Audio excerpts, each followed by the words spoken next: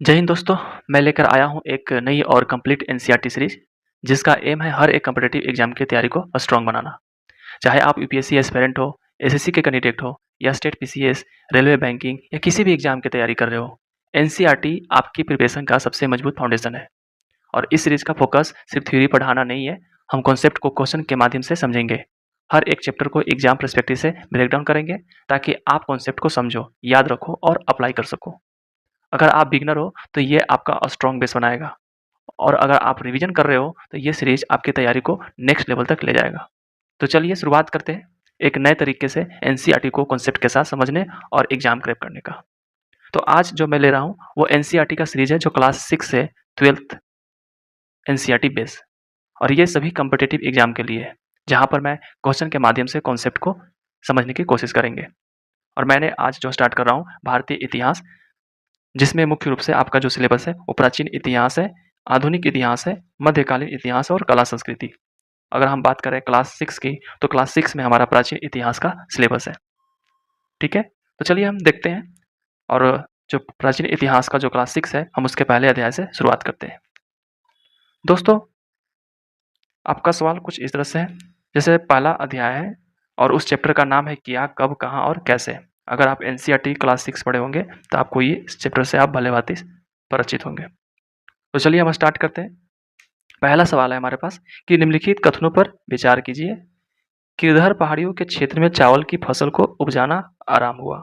और दूसरा है विंध्य पहाड़ियों के क्षेत्र में गेहूं और जौ की फसल से कृषि का विकास शुरू हुआ। उपयुक्त कथनों में से कौन सा सत्य कथन है? आपके पास ऑप्शन ए केवल एक, बी केवल दो, सी 1 और 2 दोनों, और डी इनमें से कोई नहीं। उम्मीद है कि आप इस क्वेश्चन को समझ रहे होंगे और आप बना भी दिए होंगे। तो चलिए हम स्टार्ट करते हैं व्याख्या के साथ। पहला जो है, गिरधर पहाड़ियों के क्षेत्र में चावल की फसल को उपजाना आराम हुआ था। जैसा कि दोस्तों आपको पता है कि जो गिरधर की पहाड़ी का जो क्षेत्र है, ये लगभग 8000 वर्ष पूर्व यहाँ पर जो है कुछ फसल जो है उपजाए गए थे मानव के द्वारा।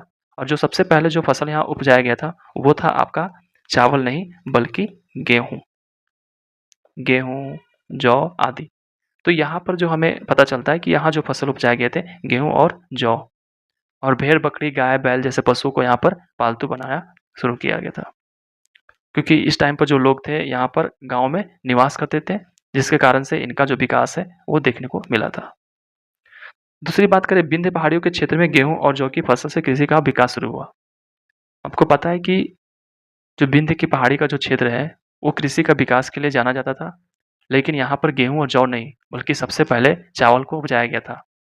ठीक है, तो जो विंध्य का क्षेत्र है यहाँ पर सबसे पहले हमें चावल जैसे जो है फसल को उपजाया गया था, न कि गेहूं और जौ। तो इस तरह से देखें तो कथन फर्स्ट और कथन सेकंड दोनों ही गलत है। तो इस तरह से आपका ऑप्शन क्या हो जाएगा? डी, यानी कि इसमें से कोई नहीं। नेक्स्ट क्वेश्चन देखते हैं दोस्तों। नेक्स्ट क्वेश्चन है, निम्नलिखित में से कौन सा महाजनपद की सीमा उत्तर में गंगा से दक्षिण में विंध्य पर्वत तक और पूर्व में चंपा से पश्चिम में सोन नदी तक विस्तृत थी? और यह आपका दक्षिणी बिहार में स्थित है, जो कालांतर में उत्तर भारत का सर्वाधिक शक्तिशाली महाजनपद बन गया। उम्मीद है कि आपको ये सवाल आता होगा और आप इसको बना भी सकते हो, क्योंकि ये सवाल बहुत ही इजी है, क्योंकि शायद ही कोई ऐसा एस्पिरेंट हो जो इसको बना नहीं सकता है। आपको पता है कि जो मगध महाजनपद था उसकी जो सीमा है उत्तर में गंगा और दक्षिण में विंध्य पर्वत और पूर्व में चंपा से और पश्चिम में सोन नदी तक विस्तृत है। क्योंकि जो मगध मुख्य रूप से जो क्षेत्र था वो बिहार के दक्षिणी भाग वाला क्षेत्र था, जिसका मुख्य जो राजधानी था, जहाँ पर जो केंद्र था, शक्ति का केंद्र था, वो था पटना। और पटना जो कि जहाँ पर आपको गंगा, सोन आदि नदियों का जो है वहाँ पर आपका मिलन दिखता है। तो इस तरह से कह सकते हैं कि मगध वाला जो क्षेत्र था ये जो है ये आपके दक्षिण में विंध्य पर्वत से लेकर के पूर्व में चंपा और पश्चिम में सोन नदी तक ये फैला हुआ था। आपको पता है कि जो सोन नदी है ये यमुना नदी और गंगा नदी के बाद ये जो है ये उसकी सबसे बड़ी सहायक नदी है। ठीक है, तो इस तरह से देखें कि जो मगध है कालांतर में बहुत ही शक्तिशाली शासक हुआ करता था। ये जो मगध जो है ये पूरे भारत में फैला हुआ था। ठीक है, तो इस तरह से आपका जो आंसर होगा कि उत्तर भारत का सबसे सर्वाधिक शक्तिशाली जो महाजनपद बन गया था वो था आपका मगध। ठीक है दोस्तों, अगर हम बात करें तो 600 ईसा पूर्व में भारत में टोटल 16 महाजनपद हुआ करते थे। उसमें मगध भी था, गंधार, कौशल और अवंती और पंचाल, कुरु, मत्स्य, है ना, वत्स, काशी ये सारे हुआ करते थे। लेकिन उनमें से जो मगध था वो सबसे मजबूत और शक्तिशाली महाजनपद था। है ना? चलिए दोस्तों नेक्स्ट सवाल देखते हैं। नेक्स्ट सवाल है अध्याय फर्स्ट है जिस चैप्टर का नाम है खाद्य संग्रह से भोजन उत्पादन तक। ये एनसीईआरटी का जो क्लास 6 है वो इसका चैप्टर है। और ये प्रश्न जो मैं लिया हूँ ये किसी न किसी कॉम्पिटिटिव एग्जाम में आए हुए हैं और बहुत ही इम्पोर्टेंट है। ठीक है? सवाल है निम्नलिखित में से कौन सा पुरापाषाणिक पुरास्थल नहीं है? ठीक है? आपके पास ऑप्शन है कुरनूल, हुसगी, ब्रह्मागिरी और भीमबेटका। दोस्तों कुरनूल, हुसी, ब्रह्मागिरी और भीमबेटका आपके पास ऑप्शन है। आपको पता है कि जो कुरनूल है, हसगी है और जो भीमबेटका है ये एक पुरापाषाणिक स्थल है। क्या है? पुरापाषाणिक स्थल है। पुरापाषाणिक पुरास्थल है। आपको पता है कि पुरापाषाणिक जो कि ये मानव जीवन का जो शुरुआती जो प्रारंभ था उस काल को हम पुरापाषाणिक काल बोलते हैं। जैसा कि आपको इस चीज का ज्ञान होगा, है ना? तो जो पुरापाषाण काल था, मानव जीवन की शुरुआत जो है यहीं से शुरू होता है, जो कि सिर्फ यहाँ पर खेती का कोई ज़्यादा विकास तो नहीं हुआ था, लेकिन मानव जो है अपना जो जीवन है वो शिकार करके चला रहा था। और ऐसे जो समय का जो कालखंड के जो क्षेत्र है हमें कुरनूल, हंसपी और ब्रह्मा अति भीमबेटका देखने को मिलता है। जबकि जो ब्रह्मागिरी है, ब्रह्मागिरी जो है ये महापाषाण काल का समय का जो है ये स्थल है। क्योंकि इस समय जो है महापाषाण काल, पुरापाषाण काल के बाद जो होता है महापाषाण। पुरापाषाण काल का जो आपका जो समय है वो आपका 20 लाख से साल से पहले से लेकर के 10,000 ईस्वी पूर्व तक का है ना? और ये जो था ये पत्थर का युग था, इसीलिए इसको पुरापाषाण काल बोलते हैं। यहाँ पर जो जीवन शैली था वो शिकारी और खाद्य संग्रह था। लेकिन जो महापाषाण काल था, महापाषाण काल जहाँ खेती की शुरुआती हो चुकी थी, लोग अस्थायी, है ना? लोग अस्थायी रूप से गाँव में रहने लगे थे। तो अब ऐसे में क्या होगा कि ये जो है इसमें जो है बहुत बड़ी परिवर्तन देखने को मिल रहा है, जो पुरापाषाण काल में नहीं था। और इसका जो पीरियड है 10,000 साल ईस्वी पूर्व के बाद का कालखंड था। ठीक है? तो इसमें जो मुख्य रूप से अगर हम देखें तो ब्रह्मागिरी, है ना? महापाषाण काल की अगर बात करें तो महापाषाण काल की अगर हम बात करें तो इसमें मुख्य रूप से, है ना, ब्रह्मागिरी आपको फिर और एक देखने को मिलता है जिसका नाम है आदि चलनलूर और मास्की। ये सारे जो है ये महापाषाणिक स्थल का उदाहरण है। ठीक है? तो इस तरह से देखें तो ये जो क्वेश्चन है इसका आंसर हो जाएगा कि कौन सा जो है पुरापाषाणिक पुरास्थल नहीं है, तो वो है ब्रह्मागिरी, क्योंकि ब्रह्मागिरी जो है वो महापाषाणिक स्थल है। ठीक है? तो इस तरह से आपका आंसर क्या हो गया? सी। चलिए दोस्तों हम नेक्स्ट सवाल देखते हैं। ठीक है? नेक्स्ट सवाल है हमारा निम्नलिखित विकल्पों में से नौपाषाणिक पुरास्थल है। आपके पास ये सारे विकल्प दिए हुए हैं और इसमें से आपको चूज करना है कि कौन सा जो है वो नौपाषाणिक पुरास्थल है। ठीक है? चलिए दोस्तों देखते हैं क्या करके। हुल्लूर, हल्लूर, बुरझोम, भीमबेटका, चिराद और आदि चनुलूर। मैंने बताया आदि चनुलूर जो है अभी जो मैंने बताया कि ये जो है ये महापाषाणिक पुरास्थल है। तो ये तो आपका ऐसे ही हो गया एलिमिनेट, ये तो होगा ही नहीं। मैंने बात किया भीमबेटका, अभी मैंने बात किया भीमबेटका, तो आपका ये क्या है? पुरापाषाणिक काल है ना? तो ये भी आपका हो गया कट, एक तरह से देखा जाए तो।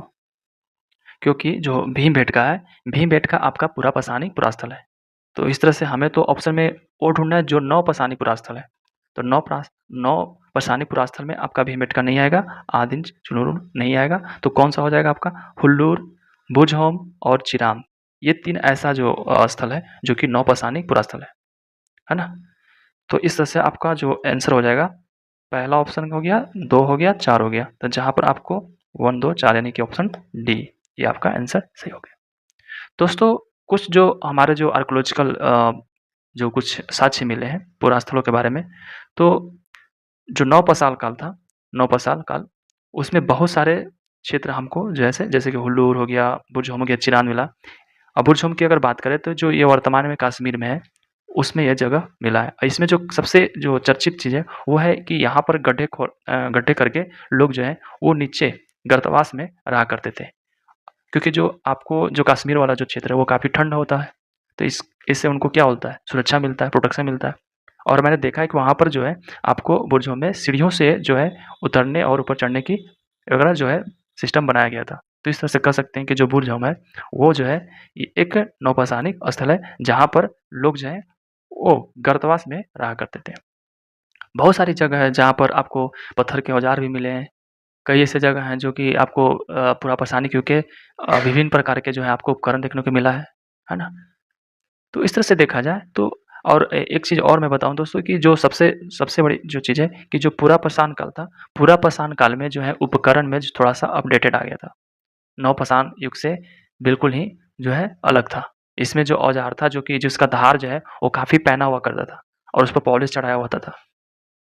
है ना?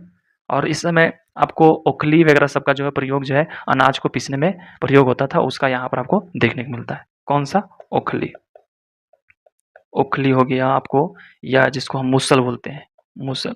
इन सब का प्रयोग जो है हम अनाज या किसी चीज़ को पीसने में प्रयोग करते थे। ये बिल्कुल पुरापाषाण युग से बिल्कुल भिन्न था, नवपाषाण का युग।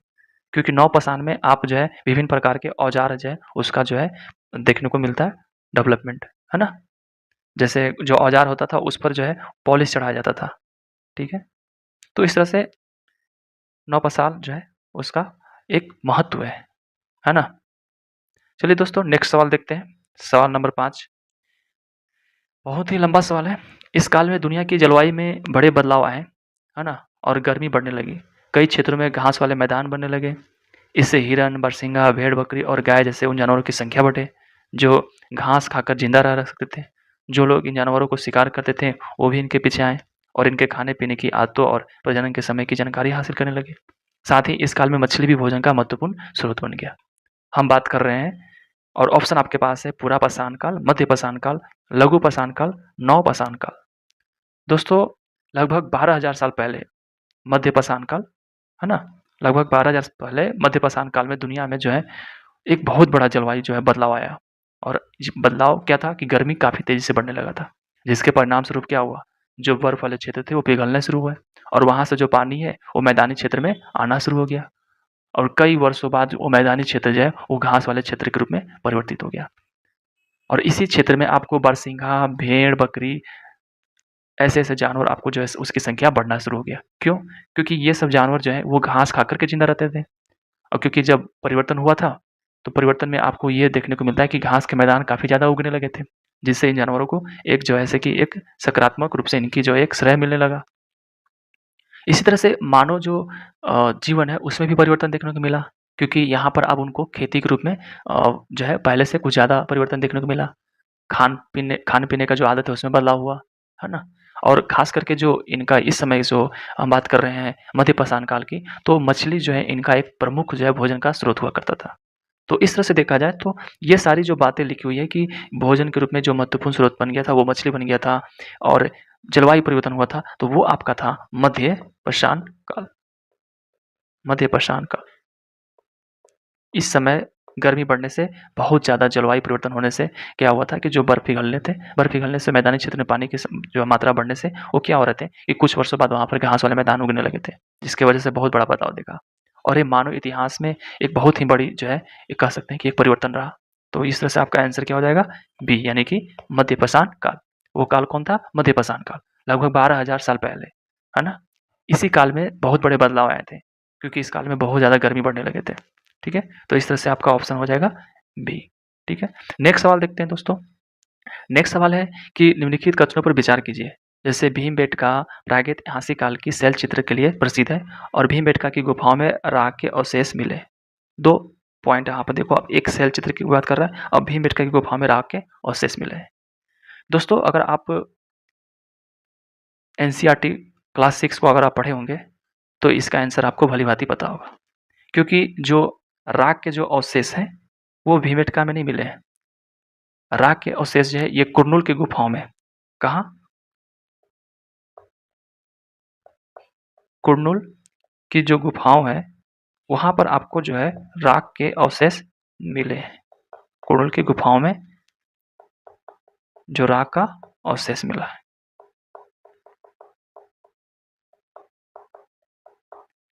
ना कि भीमबेटका से। तो इस तरह से आपका तो ऑप्शन ए गलत हो गया।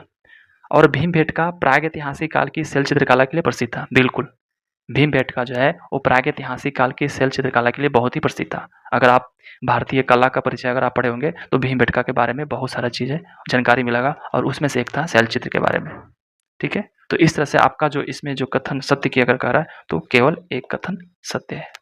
ठीक है, समझ गए दोस्तों? एक यहाँ पर आपको जो फैक्ट है वो जानने की जरूरत है कि जो गुफाओं में जो राख की जो अवशेष मिले थे वो आपको कुंडिल की गुफाओं से मिले थे, ना कि भीमबेटका से। ठीक है, नेक्स्ट दोस्तों, नेक्स्ट आपका जो अध्याय 3 है यह है आरंभिक नगर। ठीक है, और आपको इसमें आइडिया आ गया होगा कि यहाँ पर आरंभिक नगर का मतलब कौन सी व्यवस्था की बात हो रही है, कौन सी सभ्यता की बात हो रही है। ठीक है, चलिए हम सवालों के माध्यम से कॉन्सेप्ट को समझने की कोशिश करते हैं। क्वेश्चन नंबर 7 है, निम्नलिखित में से कौन सा लक्षण सिंधु घाटी सभ्यता के लोगों को सही चित्रण करता है या करते हैं? पहला है, उनके विशाल महल और मंदिर होते थे। वे देवियों और देवताओं दोनों की पूजा करते थे। वे युद्ध में घोड़े के खींचे गए रथों का प्रयोग करते थे। नीचे दिए गए कूट प्रयोग करके सही कथन को चुनिए। जैसा कि दोस्तों अगर आप सिंधु घाटी सभ्यता पढ़े होंगे तो आपको जो उसका जो बेस है आपको पता होगा, है ना, कि सिंधु घाटी सभ्यता में क्या था। दोस्तों सिंधु घाटी सभ्यता जो है वहाँ के जो लोग हैं वो मातृ देवी और पुरुष देवता के रूप में पशुपतिनाथ को पूजा करते थे, क्योंकि वो प्रकृति की पूजा करते थे और प्रकृति के कुछ प्रतीक को भी वो पूजा करते थे, जैसे वृक्ष हो गया, जल हो गया इत्यादि को। तो ये तो बिल्कुल सही है कि वे देवी देवताओं और दोनों की पूजा करते थे। पहला जो बता रहा है कि उसके उनके विशाल महल और मंदिर होते थे, जबकि हमें सिंधु घाटी सभ्यता में मंदिर के कोई साक्ष्य नहीं मिले। ठीक है, तो इस तरह से कह सकते हैं कि ये जो आपका है ये सही नहीं है, क्योंकि कोई ऐसा नहीं है कि कोई मंदिर की संरचना हो या विशाल मंदिर, हमें ऐसा कुछ मिला ही नहीं है। ठीक है, भले आपको कालीबंगा से अग्निकुंड के साक्ष्य मिले हैं, लेकिन इसका मतलब ये नहीं होता है कि वो मंदिर है, ऐसा तो बोल नहीं सकते। अग्निकुंड मिले हैं, बिल्कुल मिले हैं। ठीक है, और दूसरी बात बोल रहा है कि वे युद्ध में घोड़े द्वारा खींचे गए रथों का प्रयोग करते थे। एक बात और है कि सिंधु घाटी सभ्यता के जो लोग थे उनको घोड़े के बारे में जानकारी थी ही नहीं, तो इस तरह से ऑप्शन ये भी गलत हो गया। तो घोड़े की जानकारी किनको था? तो घोड़े की जानकारी जो है वो वैदिक आर्य जो थे उनको था, क्योंकि जो आर्य लोग थे वो रथों का प्रयोग करते थे और रथ को चलाने के लिए घोड़े का इस्तेमाल करते थे। तो इस तरह से जो घोड़े का जो साक्ष्य है, घोड़े का प्रयोग का जो सबसे पहले जो पता चलता है वो वैदिक काल में चलता है, न कि सिंधु घाटी सभ्यता में। सिंधु घाटी सभ्यता में ऐसा कुछ भी नहीं, हमें जानकारी नहीं मिलता है जिससे ये पता चले कि जो हड़प्पा वासी थे, सिंधु घाटी सभ्यता के लोग थे, वो घोड़े के इस्तेमाल करते थे। तो इस तरह से आपका आंसर 3 भी गलत हो गया। तो देखा जाए तो आपका केवल 2 जो कि आंसर बी सही होगा। दोस्तों मैं समझ सकता हूँ कि आपको ये भली-भांति कॉन्सेप्ट को आप समझ रहे होंगे, ठीक है? और आपका इसमें रिवीजन भी अच्छे तरीके से हो रहा होगा। चलिए नेक्स्ट क्वेश्चन को देखते हैं दोस्तों। क्वेश्चन नंबर 8 है, ठीक है? निम्नलिखित में से कौन सा प्राचीन नगर अपने उन्नत जल संचयन और प्रबंधन प्रणाली के लिए सुप्रसिद्ध है, जहां बांधों की श्रृंखला का निर्माण किया गया था और संबंध जलाशयों में नहर के माध्यम से जल को प्रवाहित किया गया था? पहला है धौलावीरा, कालीबंगा, राखीगढ़ी और रोपड़। इसमें से कौन सा आपका जो है आंसर सही होगा? दोस्तों धौलावीरा जो कि गुजरात के कच्छ जिले में स्थित है। कहाँ पर यह है? गुजरात के कच्छ जिले में है, तो इसको हम बोल सकते हैं कच्छ। ये कच्छ जिला में स्थित है ना? इससे और एक फैक्ट जान लो कि ये जो कच्छ है ना, ये कर्क रेखा पर स्थित है। कर्क रेखा पर स्थित है, ठीक है? और इसका जो खोज है धौलावीरा का वो 1967-68 में, है ना, किनके द्वारा किया गया था? जगपति जोशी द्वारा। तो जगपति जोशी द्वारा इनका खोज किया गया था, है ना? इस तरह से कह सकते हैं कि जो धौलावीरा है वो सिंधु घाटी सभ्यता का एक प्रमुख स्थल था। यहाँ पर आपको जो है धौलावीरा में 2 प्रमुख जो है नहर देखने को मिलेगा, जिसका नाम था, एक का नाम था मानसार एवं दूसरे का नाम था मानहर। ये प्रमुख जो है नहर हुआ करता था और इन नहरों में जो है धौलावीरा, क्योंकि ये धौलावीरा जो था ये आपको तीनों तरफ जो है वो पत्थरों से क्या था, घिरा हुआ था और एक तरफ का जो क्षेत्र था वो खुला हुआ करता था। और ये मानसर और मनहर जो था ये एक क्या बोलते हैं कि ये मौसमी नहर था, यानी कि जब बारिश के समय होता था तो बारिश का पानी इन नहरों में क्या हो जाता था, भर जाता था। और इसके पानी के माध्यम से क्या होता था कि जो बाकी नगर के जो स्थल हो गए वहाँ पर हम क्या करते थे कि उन्नत जल संचयन के माध्यम से पानी को सुव्यवस्थित करते थे। तो इस तरह से कहा जा सकता है कि ये जो धौलावीरा है, धौलावीरा ही वो जगह है जहाँ पर उन्नत जल संचयन और प्रबंधन प्रणाली के लिए सुप्रसिद्ध था। क्योंकि अब देखो यहाँ पर मानसर और मानहर 2 जैसे प्रमुख नहरें थे और बारिश का जब समय होता था, बारिश का पानी जब यहाँ भर जाता था, तो ये बारिश को रोकने के लिए यहाँ पर बाँध का भी निर्माण किया गया था और बाँध को निर्माण करके जो जल था उसका प्रयोग नगर में किया जाता था। तो इस तरह से देखा जाए तो ऑप्शन ए आपके प्रश्न के अकॉर्डिंग बिल्कुल सही जाता है। तो ऑप्शन आपका ए सही होगा। बात करें राखी गढ़ी की, तो जो राखी गढ़ी है ये आपका चौथा, राखी गढ़ी जो आपका है ये चौथा सबसे बड़ा हड़पकालीन नगर है और यहाँ भी एक सुनियोजित नगर था, लेकिन जो बात धौलावीरा में था वो यहाँ पर राखी गढ़ी में नहीं था, क्योंकि राखी गढ़ी जो है वो एक तरह से कह सकते हैं कि यहाँ पर नदी वगैरह जो है उतने आपको यहाँ पर देखने को नहीं मिलता है, ठीक है। और हम धौलावीरा की अगर बात करें तो धौलावीरा अन्य जो हड़पाई नगर थे उनसे काफ़ी भिन्न थे, क्योंकि बाकी जो नगर थे आपका वो 2 भागों में विभाजित थे, जबकि धौलावीरा 3 भागों में विभाजित था, ठीक है। धौलावीरा में आपको एक किला मिलता है, दुर्ग, ठीक है। तो इस तरह से कहते हैं कि बाकी जो हड़पाई नगर है उससे धौलावीरा काफ़ी अलग और विशेष था। धौलावीरा से आपको कुछ जो है स्टेडियम जैसा कुछ सूचना पट वगैरह साइन बोर्ड जैसे कुछ साक्ष्य मिले, है ना? बाँध के निर्माण, उसमें कृत्रिम जलाशय बहुत सारे कुछ मिले हैं, ठीक है। तो इस तरह से ऑप्शन जो ए है वो आपका सही बैठता है। राखी गढ़ी कालीबंगा की अगर बात करें तो जो कालीबंगा आपका है ये आपका राजस्थान के हनुमानगढ़ जिले में स्थित है और यहाँ पर आपको पता है कि सबसे प्राचीन जो हमारे सरस्वती नदी था वो यहाँ पर बहती थी, ठीक है। और रोपड़ की बात करें तो जो रोपड़ है आपका ये पंजाब के सतलज नदी के तट पर स्थित है, रोपड़, है ना? कहाँ पर ये? पंजाब के जो सतलज नदी है उसके तट पर स्थित है। यहाँ पर आपको मानव की कब्र के साथ साथ कुत्ते के सावधान का जो है कुछ प्रमाण मिले हैं, ठीक है। और ऐसा जो है प्रमाण किसी अन्य जो हड़प्पाकालीन स्थल है उनसे नहीं प्राप्त हुए, बल्कि रोपड़ से ही प्राप्त हुए। और बाद में हमें नौपाषाण काल में बुर्ज़होम से भी ऐसा ही कुछ साक्ष्य मिले थे। तो जो बुर्ज़होम है और जो रोपड़ है इसका कनेक्शन बिल्कुल एक जैसे देखने को मिलता है, ठीक है। चलिए दोस्तों नेक्स्ट सवाल देखते हैं। नेक्स्ट सवाल है कि निम्नलिखित में से कौन सा हड़प्पा स्थल नहीं है? ये सवाल आपको यूपीएससी में भी आ चुका है, ठीक है। सबसे पहला ऑप्शन है चौंदड़ो, कोटदीजी, सौगौरा, देसलपुर। दोस्तों चौंदड़ो ये तो आपका हड़प्पा स्थल है, देसलपुर हड़प्पा स्थल है, कोटदीजी भी हड़प्पा स्थल है। लेकिन बात अगर हम सौगौरा की करें, सौगौरा ये हड़प्पा स्थल नहीं है, कि जो सौगौरा है ये उत्तर प्रदेश के जो गोरखपुर जिला है वहाँ पर ये स्थित है, ठीक है। यहाँ से एक ताम्रपत्र मिला हुआ है जो कि चंद्रगुप्त मौर्य काल के समय जारी हुआ था। तो उस पे कुछ जो है वो अन्न के भंडार वगैरह उसके बारे में कुछ लिखा हुआ है कि यहाँ अन्न के भंडार या राहत के कार्य वैसा कुछ चला था। ये आपको कहाँ है? आप इसके बारे में लिख लो, ये गोरखपुर में है, गोरखपुर जो कि यूपी में है, ठीक है। और यहाँ से आपको क्या मिला हुआ है? यहाँ पर से आपको ताम्रपत्र मिला हुआ है। क्या मिला हुआ है? ताम्रपत्र मिला हुआ है जो कि मौर्य काल का समय का था, चंद्रगुप्त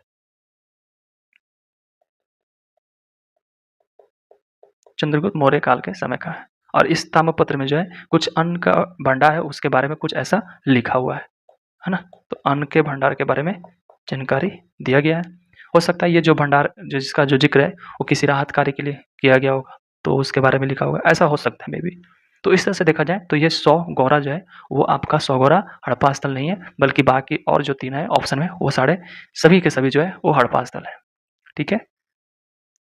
जैसे चंद्रो की हम बात करें तो ये आपको पाकिस्तान में स्थित है और ये मोहनजोदड़ो के जो है उसके आस-पास स्थित ये जगह है। यहाँ से आपको कह सकते हैं कि ये एक जो सिंधु घाटी हड़प्पा स्थल का जो है ये एक प्रमुख औद्योगिक केंद्र हुआ करता था, है ना? और क्योंकि ये सिंधु नदी के किनारे स्थित है, तो इसलिए भी काफ़ी फेमस था। कोटदीजी की बात करें तो ये भी एक हड़प्पा स्थल है ना? जो कि पाकिस्तान के सिंध प्रांत में स्थित है। यहाँ पर कुछ अग्नि स्थल मिला हुआ था। क्या मिला हुआ था? अग्नि स्थल भी मिले हैं। अग्नि स्थल भी आपको यहाँ से प्राप्त हुए हैं और ये भी सिंधु घाटी नदी के किनारे स्थित था। देसलपुर की बात करें तो ये भारत के जो गुजरात है उसके कच्छ में स्थित है। ये कहाँ पर है? भारत के गुजरात के कच्छ में स्थित है और ये सिंधु घाटी सप्ताह का ये गांव जैसा ये कह सकते हैं कि गांव स्तरीय स्थल था, यानी कि ये बिल्कुल गांव जैसा स्थल था, ठीक है। तो इस तरह से आपका ये ऑप्शन सी जो है सही होगा। नेक्स्ट सवाल देखते हैं दोस्तों। हड़प्पा में महिलाओं को किन क्षेत्रों में कार्य थी? हड़प्पा में महिलाएं जो है किन क्षेत्रों में कार्य थी? लिपिक, शिल्पकार, ज्योतिषा शास्त्र या मूर्तिकार? नीचे दिए गए हैं और उसमें आपको ऑप्शन ढूंढना है।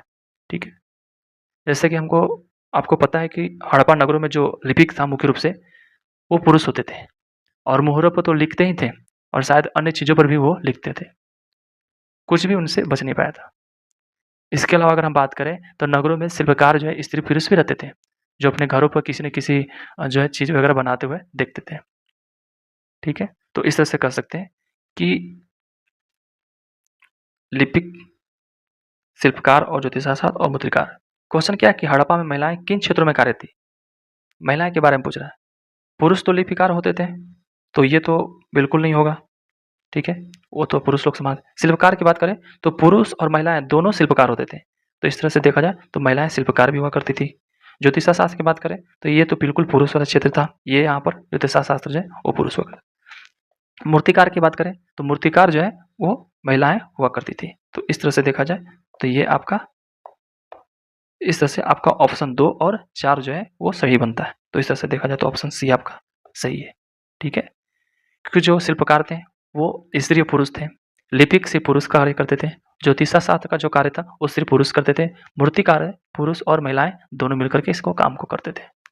ठीक है, क्योंकि दोनों ही इस क्षेत्र में काफी अपने वो जो है वो विशेषज्ञ थे और उन दोनों को प्रशिक्षण हासिल था।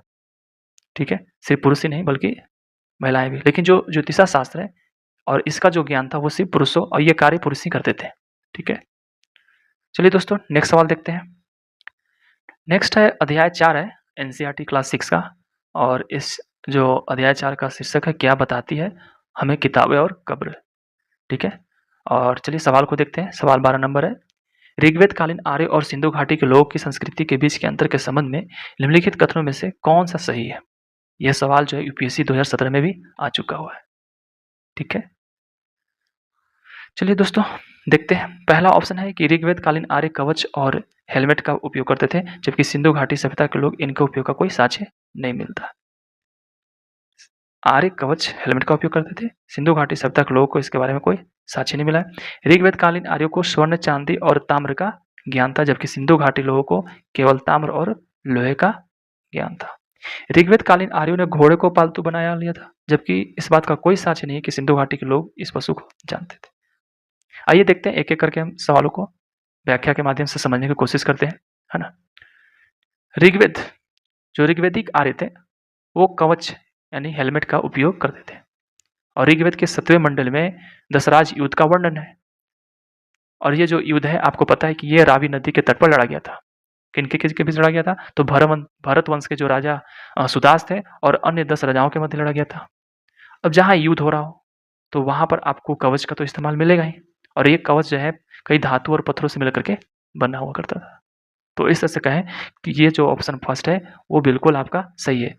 और सिंधु घाटी सभ्यता के लोगों में इसका उपयोग साक्ष्य नहीं मिलता। बिल्कुल सिंधु घाटी में ऐसा कुछ हमें साक्ष्यों से प्राप्त नहीं हुआ है जिससे ये पता चल सके कि सिंधु घाटी सभ्यता के लोग भी हेलमेट या कवच का इस्तेमाल करते हैं, क्योंकि सिंधु घाटी सभ्यता के लोग बिल्कुल शांति प्रिय थे और वहां पर हमें युद्ध का कोई भी प्रमाण स्रोतों के माध्यम से नहीं मिला है। ऑप्शन 2 की अगर हम बात करें तो ऋग्वेद कालीन आर्यों को स्वर्ण, चांदी और ताम्र का ज्ञान था, जबकि सिंधु घाटी लोगों को केवल ताम्र और लोहे का ज्ञान था। आपको पता है कि जो ऋग्वेदिक आर्य थे वो स्वर्ण, चांदी और अयस्क जो कि कांसे जो थे वहां पर प्रचुर मात्रा में इस्तेमाल किए गए थे। बाद में फिर ये लोहे से भी परिचित हुए थे। शुरुआत में नहीं थे, बाद में लोहे से परिचित हुए थे। लेकिन जो सिंधु घाटी सभ्यता के लोग हैं वो लोहे से परिचित है ऐसा हमें कोई साक्ष्य में नहीं दिखा, नहीं प्राप्त होता है। लेकिन हाँ ताम्र से, क्योंकि ये ताम्र बेस ही संस्कृति आधारित था, इसलिए इसको बोलते हैं कि जो सिंधु घाटी सभ्यता जो थी वो ताम्र संस्कृति सभ्यता थी। तो इस तरह से अगर ऑप्शन 2 की अगर हम बात करें, कथन 2 की अगर हम बात करें तो कथन 2 जो है वो बिल्कुल ही गलत है, क्योंकि सिंधु घाटी के लोग को केवल ताम्र का ज्ञान था, न कि लोहे का ज्ञान था। और ऑप्शन 3 की अगर हम बात करें, कथन 3 की अगर हम बात करें कि ऋग्वेद कालीन आर्यों ने घोड़ों को पालतू बनाया लिया था, जबकि इस बात का कोई साक्ष्य नहीं है कि सिंधु घाटी के लोग इस वस्तु को जानते थे। बिल्कुल ऋग्वेदिक आर्य जो है वो उनको घोड़े का ज्ञान था और ये घोड़े का इस्तेमाल वो रथ बनाने में यूज करते थे, और साथ ही साथ गाय, ऊँट, बैल, भेड़, बकरी इन सब जानवरों से भी वो परिचित थे आर्य लोग। लेकिन सिंधु घाटी के लोग जो है उनको घोड़े से कोई परिचित नहीं थे और हमेशा साझे से भी नहीं कुछ प्राप्त होता है कि ये घोड़े को जानते भी थे। लेकिन हाँ, जो हड़प्पा के लोग थे, वो बैल, गाय, भेड़, बकरी ये सब सूअर को पालतू बनाते थे। ठीक है? तो इस तरह से देखा जाए तो ये ऑप्शन भी आपका सही है। ठीक है? तो इस तरह से नीचे दिए गए कट प्रयोग करके सही उत्तर चुनिए। तो आपको यहाँ पता चल गया होगा कि आंसर क्या हो जाएगा, पहला और 3 जहाँ भी होगा, यानी कि आंसर सी। ठीक है दोस्तों, नेक्स्ट सवाल देखते हैं। सवाल नंबर 13 है। निम्नलिखित कथनों पर विचार कीजिए। पहला है, ऋग्वेद में गंगा, यमुना और ब्रह्मपुत्र तीनों नदियों का उल्लेख किया गया है और ऋग्वेद काल में विष्णु को प्रमुख देवता माना गया है। उपरोक्त कथनों में से सत्य कथन है। पहला केवल 1, बी केवल 2, सी 1 और 2 दोनों और डी इनमें से कोई नहीं। चलिए दोस्तों, देखते हैं सवाल को। आपको पता है कि जो वेद है वो 4 है। ऋग्वेद है ना, वेद कितने हैं? 4 वेद है ना। ऋग वेद, सामवेद,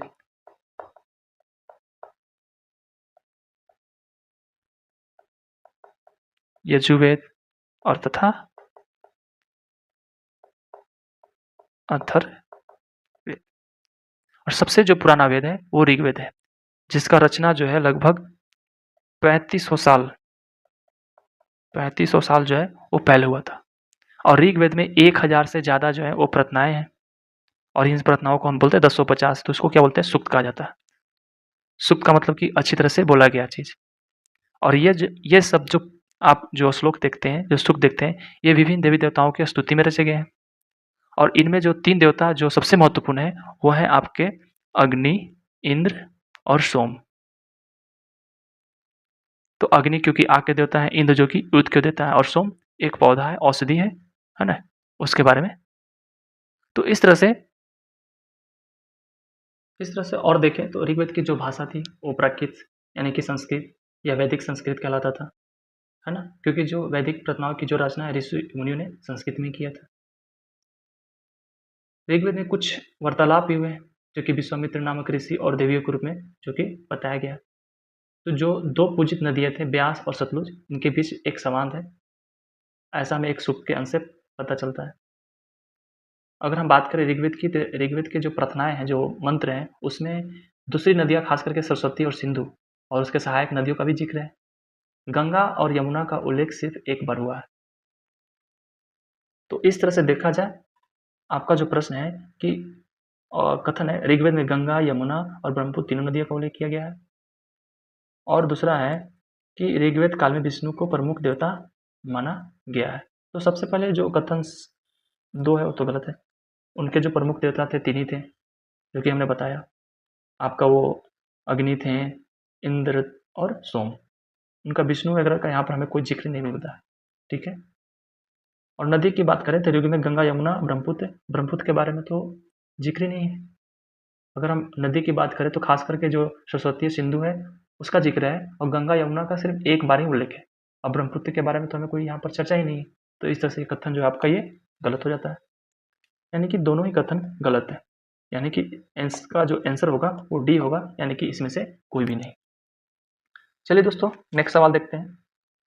और अध्याय 5 है जो कि राज्य, राजा और एक प्राचीन गणराज्य है चैप्टर। सवाल देखते हैं 14 नंबर। उत्तर वैदिक काल के संदर्भ में से निम्नलिखित कथनों पर विचार कीजिए। पहला है कि कृषि क्षेत्र में लोहे के हलों का प्रयोग करने से फसलों की जो उपज में वृद्धि हुई और गेहूं का रोपण शुरू किया गया, जिससे गेहूं की पैदावार बढ़ी। और इनमें से जो ऑप्शन है उपरोक्त कथनों में से सत्य कौन है? पहला केवल 1, दूसरा केवल 2, तीसरा 1 और 2 दोनों और डी इनमें से कोई नहीं। अगर हम बात करें उत्तर वैदिक काल में कृषि में हुए परिवर्तन की, तो उत्तर वैदिक काल में 2 बहुत बड़े परिवर्तन आए। सबसे पहले कि जो कृषि उत्तर वैदिक, क्योंकि जो ऋग्वैदिक काल था, ऋग्वैदिक काल में आर्य जो है उनका जो मुख्य जो पेशा था वो पशुपालन था। लेकिन जब ऋग्वैदिक काल की तरफ जैसे ही कालखंड बढ़ा, यानी कि जो सब संदर्भ प्रदेश से जैसे ही उत्तर भारत की तरफ आए आर्य, तो वो उनको एक अस्थायी जगह मिल गया, कृषि भूमि योग्य मिल गया, गंगा का जो जलोढ़ वाला जो भूमि क्षेत्र है वो उनको मिल गया। तो उससे वो अपने जो है एक क्षेत्र जो है वो अस्थायी रूप से विकसित करने शुरू कर दिए, जहाँ पर कृषि काफ़ी तेजी से बढ़ना शुरू हो गया। क्योंकि जैसे ही ये उत्तर भारत और बिहार के कुछ पश्चिमी क्षेत्र में आते हैं तो यहाँ पर उनको जो है कृषि योग्य भूमि के अलावा कुछ जो है धातु वगैरह भी बड़ी मात्रा में इनको प्राप्त होता है। जैसे लोहे का प्रयोग काफ़ी ज़्यादा होने शुरू हो गया। तो इस तरह से देखा जाए तो लोहे के अधिक प्रयोग ने इनके कृषि को जो है एक बहुत ही तेजी से विकसित किया। और जो आर्य का ऋग्वेद काल में जो कृषि उसका द्वितीय पेशा था वो यहाँ इसका प्राथमिक पेशा हो गया, क्योंकि इस समय लोहे का जो फल है उसे किसान उसे जो आर्य थे उसका इस्तेमाल जो है वो खेत को जोतने में कर रहे थे। जैसे ही फाल का उपयोग अगर खेत को जोतने में किया जाना शुरू किया गया तो फसलों की उपज बढ़ गई। लोग ने धान के पौधे का रोपण शुरू किया, बीज छिड़क छिड़क करके धान उपजाने बजाय धान का पौधा तैयार किया। तो बहुत ही परिवर्तन हुआ, जिससे कि कृषि में जो है पैदावार जो है वो काफ़ी ज़्यादा हो गया। तो इस तरह से देखा जाए तो ये आपका कथन जो पहला कथन है वो सही है। गेहूं का रोपण शुरू किया गया जिससे गेहूं की पैदावार बढ़ी, बिल्कुल गलत। धान का रोपण शुरू हुआ था जिससे धान का पैदावार बढ़ गया था। आपको पता है कि जो गंगा वाला क्षेत्र है यहाँ पर पानी की अधिकता होने के कारण जो है धान के पौधे जो है उनको रोपण शुरू किया गया, है ना। और क्योंकि अन्य पौधे की तुलना में देखा जाए तो ये काफ़ी ज़्यादा ये पैदावार होता था इसे, तो इसलिए इसका जो है आर्य जो है सबसे ज़्यादा खेती करते थे। तो इस तरह से ऑप्शन की अगर हम बात करें तो केवल एक, है ना, केवल एक जो कथन है वो सही है, ये आपका गलत है। ठीक है, इसमें आपको ये मिलता है कि ये जो बहुत बड़ा परिवर्तन था ये कृषि में 1000 साल के बाद जो है सबसे बहुत बड़ा परिवर्तन आपको कृषि में देखने को मिला, क्योंकि इसका मुख्य कारण था लोहे की उपयोगिता का जो है तेजी से बढ़ोतरी हुआ। लोहे का प्रयोग काफ़ी तेजी से बढ़ने शुरू हो गया। ठीक है, चलिए दोस्तों नेक्स्ट सवाल देखते हैं। निम्नलिखित में से कौन सा एक जो है ईसा पूर्व 6ठी शताब्दी प्रारंभ में भारत के सर्वाधिक शक्तिशाली नगर राज्य था। बात हो रहा है 6ठी शताब्दी ईसा पूर्व की शुरुआत में। ठीक है, अगर हम बात करें 6ठी शताब्दी के पूर्व की अगर हम बात करें तो भारत का जो सर्वाधिक शक्तिशाली नगर राज्य था वो था मगध, क्योंकि मगध एक उपजाऊ मैदान वाला क्षेत्र था, प्राकृतिक सुरक्षा से घिरा हुआ था, खनिज संसाधनों से भरा भरा हुआ था। इसके जो मगध वाले क्षेत्र में कई प्रमुख नदियां बहा करती थी, जैसे गंगा, सोन, और जो कि उस समय व्यापार हुआ करता था अन्य जगहों से, तो वो उसमें गंगा और के जो और अन्य जो गंडक नदी था उसका उपयोग किया जाता था। और गंडक वाले जो क्षेत्र है वहाँ पर हाथियों की उपलब्धता काफ़ी ज़्यादा था। और उस समय वो मगध के क्षेत्र में उड़ीसा का भी कुछ भाग आता था जहाँ पर वो हाथियों की जो है से उपलब्धता काफ़ी मात्रा में था। तो कह सकते हैं कि जो मगध था एक ही उत्कर्ष एवं शक्तिशाली और बहुत ही समृद्ध क्षेत्र हुआ करता था, उस समय का एक नगर हुआ करता था। तो इस तरह से आपका ऑप्शन जो है डायरेक्ट ये फैक्ट है, आप आंसर इसको डी दे सकते हैं।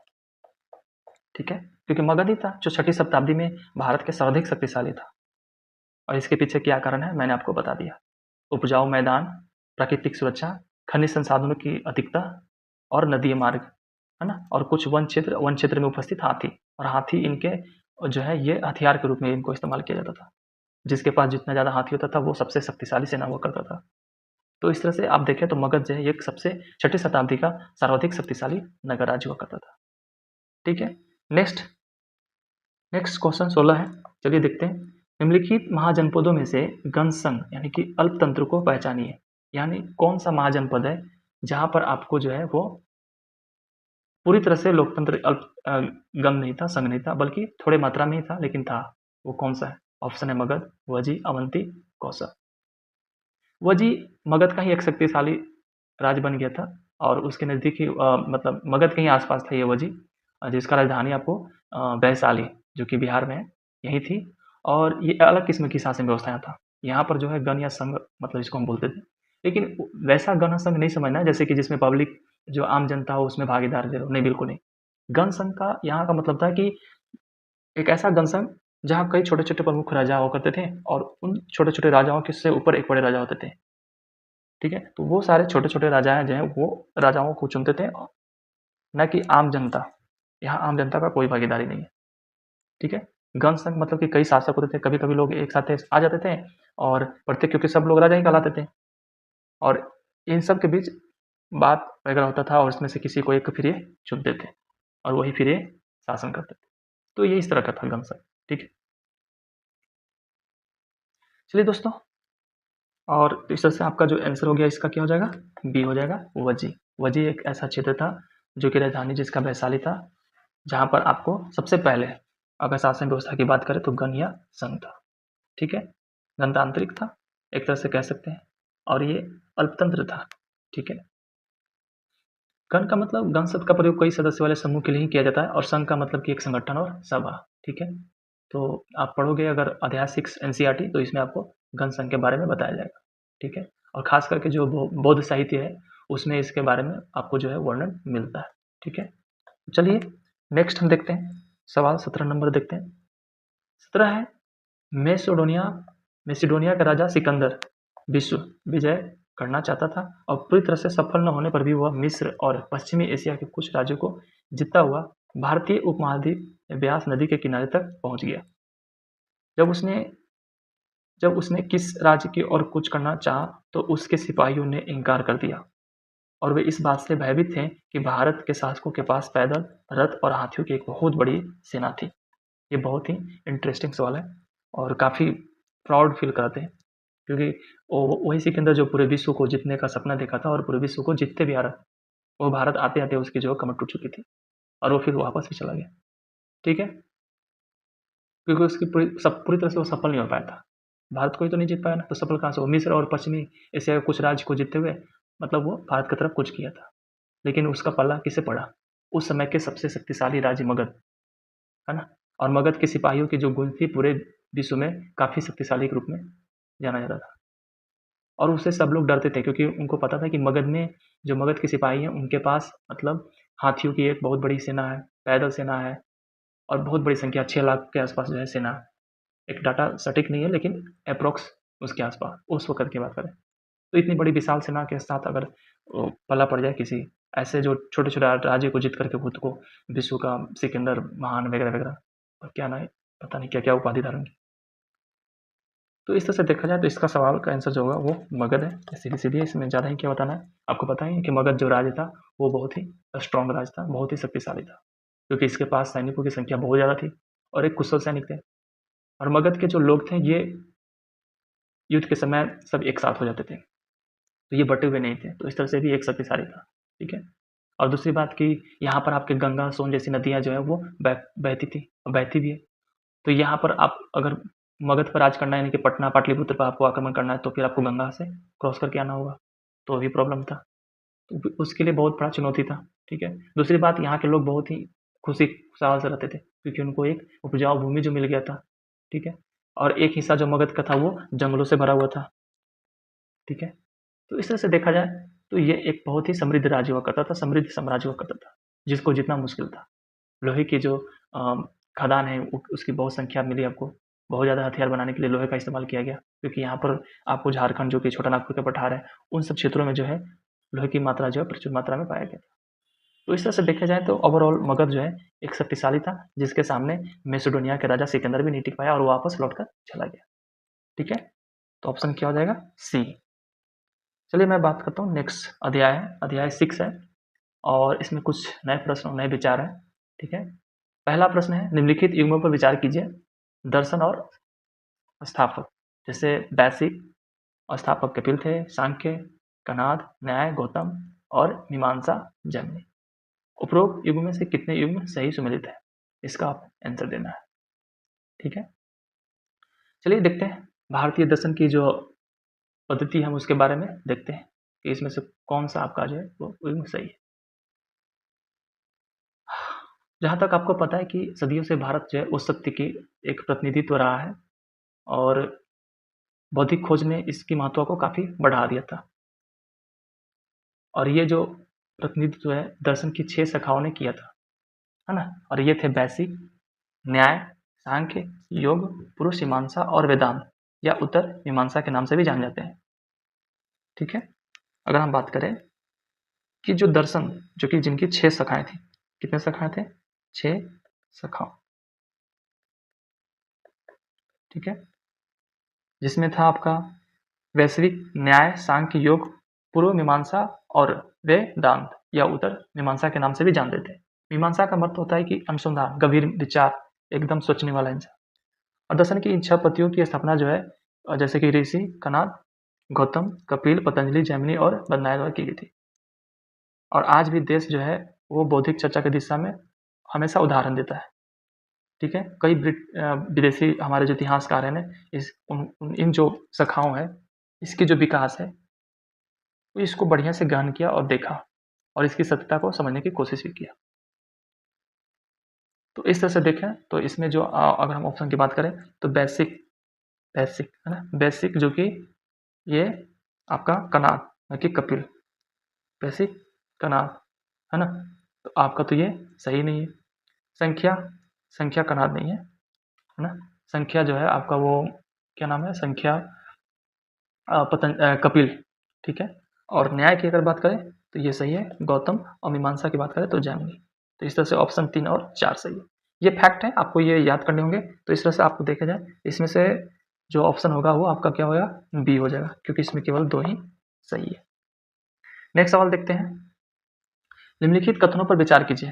पहला है वर्धमान महावीर की माता लिच्छवी के प्रधान चेतक की पुत्री थी, और दूसरा है गौतम बुद्ध की माता को कौशल राजवंश की राजकुमारी थी, और तीसरा है 23वें तीर्थंकर पार्श्वनाथ बनारस से थे। उपरोक्त कथनों में से कौन सा कथन जो है वो सही है? प्रश्न है संख्या 19, और उम्मीद है कि आपको यह सवाल आता हो। गौतम बुद्ध के जो माता थे वो महामाया कौशल राजवंश की राजकुमारी, और पिता जो है सुधोधन वो साक्य गणराज्य के मुखिया थे। ठीक है, तो इस तरह से देखा जाए तो आपका पहला तो बिल्कुल ही गलत है कथन। 23वें तीर्थंकर पार्श्वनाथ बनारस से थे, बिल्कुल। जो 23वें तीर्थंकर जो है वो पार्श्वनाथ काशी बनारस है ना, जो कि औसेन के पुत्र थे। और गौतम बुद्ध की माता कौशल राजवंश की राजकुमारी थी। हाँ जी बिल्कुल, कौशल राजवंश की राजकुमारी थी, और पिता कौन थे, साक्य गणराज्य के मुखिया थे। लेकिन कथन फर्स्ट सही नहीं है।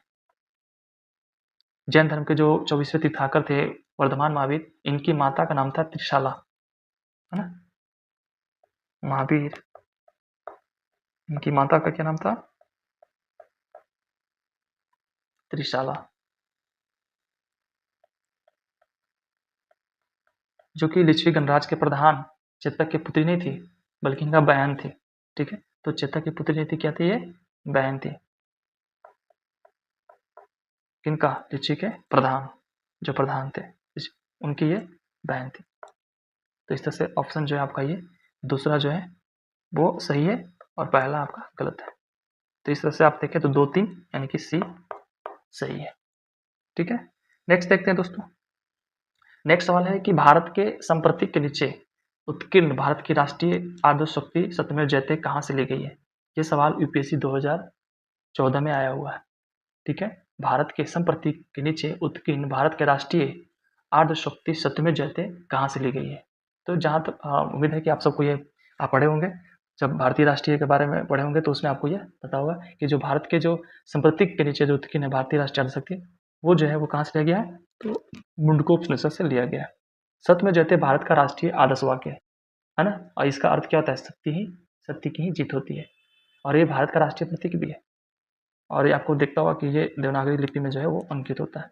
ठीक है, तो इस तरह से ये मुंडकोपनिषद से लिया गया हुआ है। ठीक है, तो आंसर क्या हो जाएगा, डी। ठीक है, नेक्स्ट देखते हैं। निम्नलिखित युग में से कौन सा एक भारतीय जो है वो अंडरसन का भाग नहीं है? मैंने बताया था कि जो आपका कापलिक या जो कि कापलिक हो गए या फिर मांस मंदिरा, ये सब जो हो गए, मीमांसा और वेदांत, न्याय और वैश्विक, लोकायत और कापलिक, और संख्या और योग, इसमें से कौन जो है वो भारतीय दर्शन का जो है वो भाग नहीं है? जैसे कापलिक और जो है ये आपका जो है वो शैव संप्रदाय से, और इनका जो इष्ट देवता है वो भैरव है ना, और क्योंकि शैव संप्रदाय यानी कि पशुपत और कलामुख आदि इनसे जुड़े हुए हैं। और लोकायत की अगर हम बात करें तो लोकायत ये चावक दर्शन जो है वो, तो ये तो दर्शन का भाग ही नहीं है। तो इस तरह से ये आपका जो है ऑप्शन ये हो गया सही, यानी कि बाकी तो आपका जो है ये मीमांसा और वेदांत, न्याय और वैशेषिक, संख्या और योग, ये सारे तो जो है वो हमारे जो 6 दर्शन है वो उसके भाग। बाकी ये जो लोकायत है और कापालिक है वो ये हमारे इसके दर्शन का भाग नहीं है। ठीक है, तो जैसे कि अगर आप देखें तो मैं एक एक करके लिख दूँ, जैसे कि संख्या, सांख्य, सांख्य, है ना। इसका जो प्रणेता है वो है कपिल, है ना। योग हो गया, योग का जो प्रणेता है वो है पतंजलि। बेसिक का बात करें तो इसका जो प्रणेता है वो कनाद, और न्याय की अगर हम बात करें तो वो है गौतम, और पूर्व मीमांसा की अगर बात करें तो ये होंगे इनका प्रणेता है जैमिनी। उत्तर मीमांसा जो वेदांत है उसका बद्रनारायण। तो ये टोटल 6 होंगे, ठीक है। नेक्स्ट सवाल देखते हैं दोस्तों। नेक्स्ट सवाल है, कुछ शैलकृत बौद्ध गुफाओं को चैत्य कहते हैं जबकि अन्य को विहार, दोनों में क्या अंतर है। विहार जो है वो पूजा स्थल होता है, जबकि चैत्य है बौद्ध भिक्षुओं का निवास स्थल होता है। चैत्य पूजा स्थल होता है जबकि विहार बौद्ध भिक्षुओं का निवास स्थल होता है। चैत्य गुफा के दूर के सिरे पर स्तूप होता है जबकि विहार गुफा पर कक्ष होता है। दोनों में से कोई वस्तुपूर्वक अंतर नहीं होता है। चलिए दोस्तों देखते हैं। चैत्य पूजा स्थल होता है जबकि जो विहार बौद्ध भिक्षुओं का निवास स्थल होता है। और चैत्य है वो बौद्ध धर्म से जुड़े हुआ है, और जो बौद्ध धर्म के जो प्रचारक होते थे उनका यह पूजा गृह होता था, है ना। भाजा का चैत्य सबसे प्राचीन है जबकि कार्य चैत्य सबसे प्रसिद्ध है, जो कि दोनों ही महाराष्ट्र में, ठीक है। जो सातवाहन शासक था उसके समय काल में इसका निर्माण हुआ था। तो इस तरह से देखा जाए तो चैत्य जो है वो पूजा का स्थल होता है जबकि विहार बौद्ध भिक्षुओं के निवास स्थल है। तो ऑप्शन बी जो है वो ये, ठीक है। आपको बहुत सारे जो चैत्य है उसके निर्माण होता है, जैसे बिहार चैत्य गृह के सभी रहने के लिए बनाए गए आवास होते थे।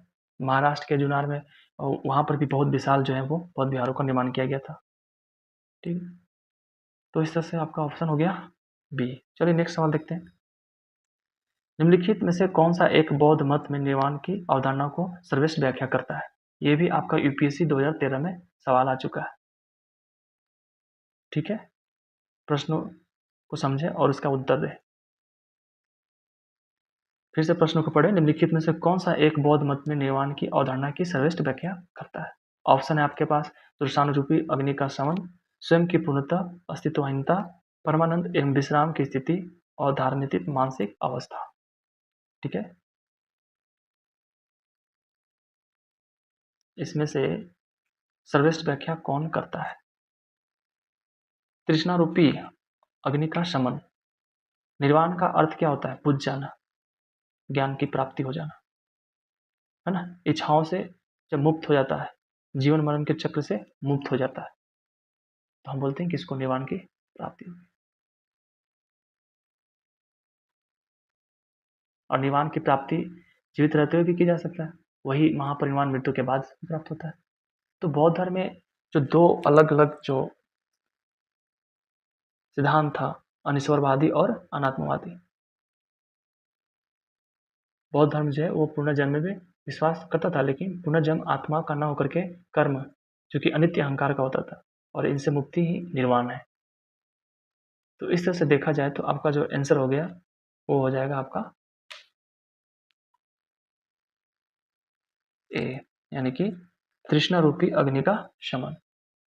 तो ये आपका जो है सबसे श्रेष्ठ व्याख्या करता है बौद्ध मत में निर्वाण की धारणा, क्योंकि निर्वाण का मतलब क्या होता है, बुझ जाना, यानी इच्छाओं से मुक्त हो जाना, जीवन मरण के चक्र से मुक्त हो जाना, है ना। आपके पास कोई इच्छा ही नहीं है। तो इस तरह से देखा जाए तो इसकी सबसे बेस्ट व्याख्या है वो तृष्णा रूपी अग्नि का शमन, ठीक है। नेक्स्ट सवाल देखते हैं दोस्तों। सवाल नंबर 24 है, निम्नलिखित युगों पर विचार कीजिए। पहला है लोथल, प्राचीन गोदी क्षेत्र, सारनाथ, बुद्ध का प्रथम धर्मोपदेश, राजगीर, अशोक का सिंह स्तंभ शीर्ष, नालंदा, बौद्ध अधिगम का महान पीठ। और इसमें से कितने युग में जो है वो सही है, ठीक है। तो चलिए दोस्तों देखते हैं। लोथल जो कि प्राचीन जहाज़ों की गोदी क्षेत्र होता था, और ये आपका पश्चिमी एशिया से व्यापार का एक प्रमुख बंदरगाह होता था लोथल, जो कि गुजरात वाले क्षेत्र में, है ना। तो ये आपका क्या हो गया, सही है ना।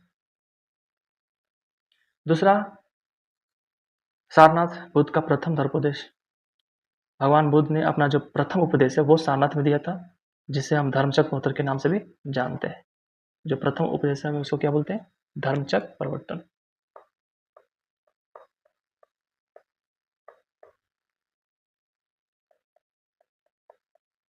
धर्मचक्र प्रवर्तन के नाम से भी जानते हैं। ठीक है। और तीसरा है राजगीर, अशोक सिक्का स्तंभ शीर्ष। ठीक है। तो ये सही नहीं है, क्योंकि अशोक स्तंभ शीर्ष जो है वो सारनाथ में, न कि राजगीर में स्थित है। ठीक है।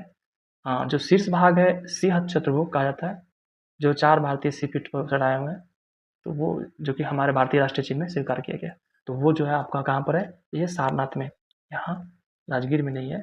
और चौथा नालंदा, बौद्ध अधिगम का महान पीठ। तो नालंदा जो है बौद्ध अधिगम का महान विश्वविद्यालय था वहाँ पर। ठीक है। तो ये आपका सही है। तो इस तरह से देखा जाए तो 3 जो है सही हुए, ये सही है, ये सही है, ये सही है, ये गलत है।